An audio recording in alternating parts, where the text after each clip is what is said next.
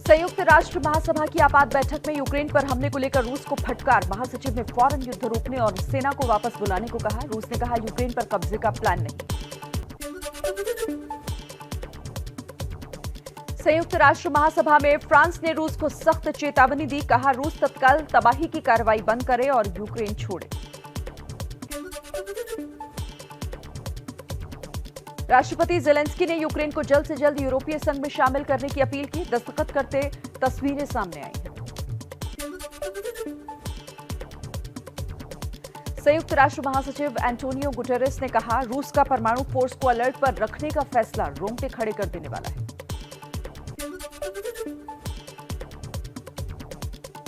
UN महासभा में Ukraine ने कहा रूस के हमले में अब तक 16 बच्चों समेत 352 लोगों की मौतें हुई हैं। यह आंकड़ा आगे और बढ़ सकता है। रूस अंतर्राष्ट्रीय स्तर पर कानून का पालन करे।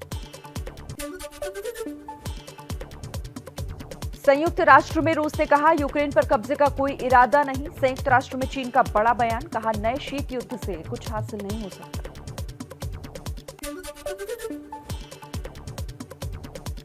रूस यूक्रेन युद्ध का छठा दिन। राजधानी कीव में फिर धमाकों की गूंज। कई जगह रॉकेट से हमले किए गए। बातचीत खत्म होते शुरू हुए धमाके। यूक्रेन का रूस के एयर डिफेंस मिसाइल सिस्टम को तबाह करने का भी दावा।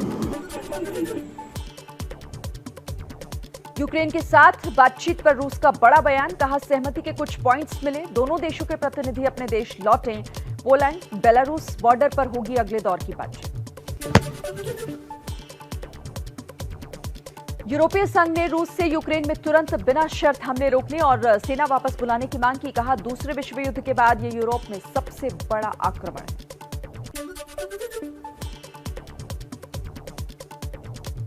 अमेरिका ने बेलारूस में दूतावास बंद किया। अपने नागरिकों से रूस छोड़ने को कहा है। मॉस्को से नॉन इमरजेंसी स्टाफ और उनके परिवारों को लौटने की सलाह दी।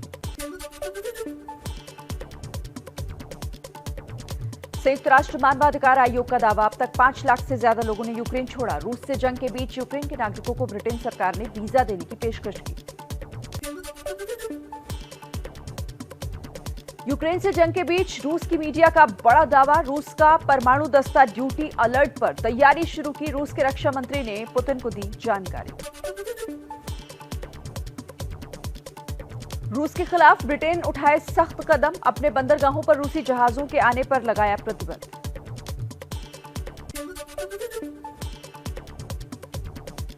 रूस पर अमेरिका की आर्थिक चोट। रूस के केंद्रीय बैंक सरकारी निवेश कोष पर अमेरिका ने प्रतिबंध लगाया।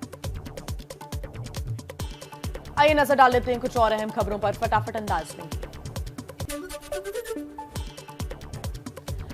आर्थिक प्रतिबंध से रूस में हड़कंप रोज हो रहा है। करोड़ों का नुकसान। सेंट पीटर्सबर्ग में एक बैंक के बाहर पैसे निकालने वालों की लगी लंबी कतार।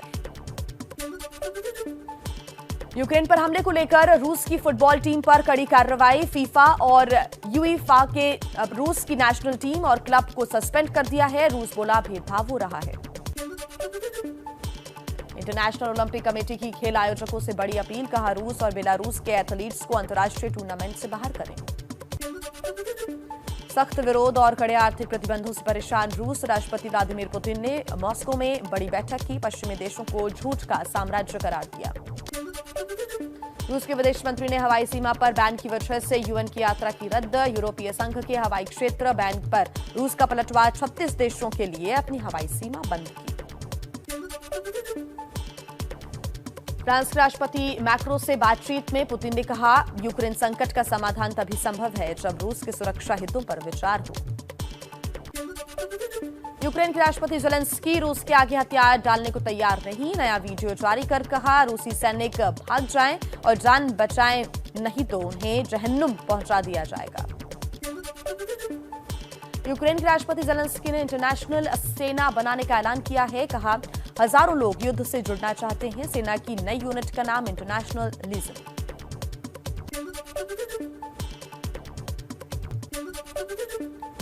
यूक्रेन की राजधानी कीव के इवानकोव में रूसी सैनिकों ने मचाई तबाही। रूसी सेना ने स्थानीय इतिहास संग्रहालय को जला डाला। यूक्रेन के उत्तर पूर्वी इलाके खार्किव में अब जंग तेज हो गई है। रूस के मिसाइल और हवाई हमलों में रिहायशी इमारतें बर्बाद हुई। यूक्रेन के शहरों में हमला करने आए रूस के सैनिकों पर लूट का आरोप। रूसी सैनिक के यूक्रेन के बैंक से लॉकर चुराने का दावा। बैंक के सिक्योरिटी कैमरे में तस्वीरें हुई कैद।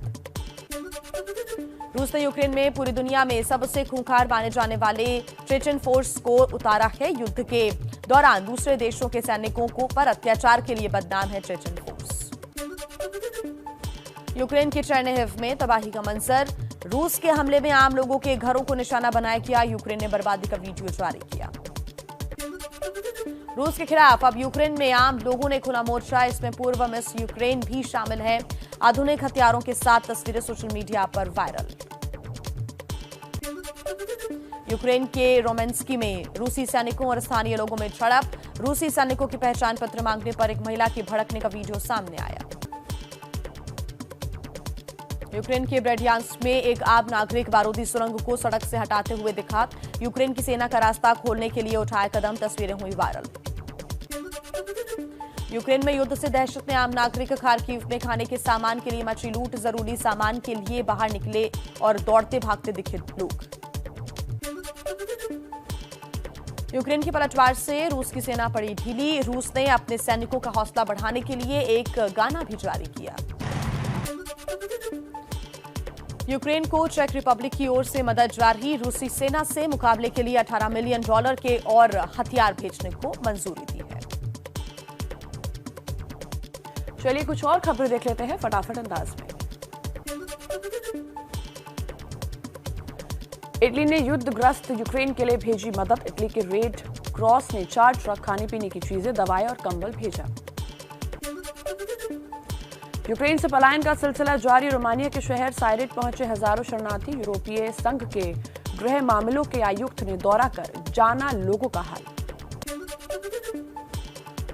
रूस यूक्रेन युद्ध पर प्रधानमंत्री मोदी ने हाई लेवल बैठक की। सूत्रों के मुताबिक विदेश सचिव हर्षवर्धन श्रृंगला ने पीएम को यूक्रेन में फंसे भारतीयों को लाने की तैयारियों के बारे में जानकारी दी। प्रधानमंत्री मोदी ने स्लोवाकिया और रोमानिया के प्रधानमंत्री से बात की। भारतीय छात्रों को सुरक्षित निकालने में मदद करने के लिए शुक्रिया कहा। भारतीयों को सुरक्षित निकालने के लिए यूक्रेन के पड़ोसी देशों का दौरा करेंगे 4 केंद्रीय मंत्री। ज्योतिरादित्य सिंधिया रोमानिया और मोल्दोवा जाएंगे, तो हरदीप पुरी हंगरी, किरेन रिजिजू स्लोवाकिया और वीके सिंह पोलैंड की यात्रा करेंगे। युद्ध शुरू होने के बाद अब तक 8,000 भारतीयों को यूक्रेन ने निकाला। 1400 छात्रों को भारत लाया गया। Thanks to Indian government and UP government, all of you जो हमारा साथ दिया, जिसने सबको थैंक्स कहना चाहता हूँ बस। Feeling very good, thanks to Indian government. Ukraine में भारतीय दूतावास ने ट्वीट कर दावा किया, यूक्रेन के जपोरिजिया शहर से करीब 1400 छात्रों को सुरक्षित निकाला गया। यूपी में आज शाम 6 बजे थम जाएगा छठे चरण का चुनाव प्रचार। 3 मार्च को गोरखपुर समेत 10 जिलों की 57 सीटों पर वोटिंग होगी। यूपी के सीएम योगी आदित्यनाथ का धुआंधार प्रचार। आज गोरखपुर, महाराजगंज, सिद्धार्थनगर और बलरामपुर में करेंगे चुनाव प्रचार। समाजवादी पार्टी के अध्यक्ष अखिलेश यादव भी आखिरी दिन दिखाएंगे दम। आज बलिया और गोरखपुर में करेंगे जनसभा। कांग्रेस महासचिव प्रियंका गांधी आज सिद्धार्थनगर, महाराजगंज और बस्ती में चुनाव प्रचार करेंगी। महाराष्ट्र के मंत्री नवाब मलिक ने बॉम्बे हाईकोर्ट में याचिका दाखिल की। अपने खिलाफ दर्ज मनी लॉन्ड्रिंग केस को रद्द करने और रिहा करने की मांग की। आर्थिक मोर्चे पर अच्छी खबर। 2021-22 की तीसरी तिमाही में देश की जीडीपी 5.4% रही। पिछले वित्त वर्ष की तीसरी तिमाही में जीडीपी 0.7% थी।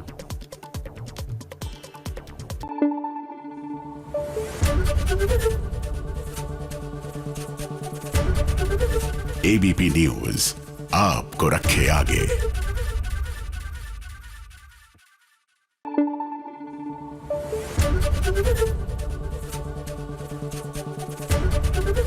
एबीपी न्यूज आपको रखे आगे।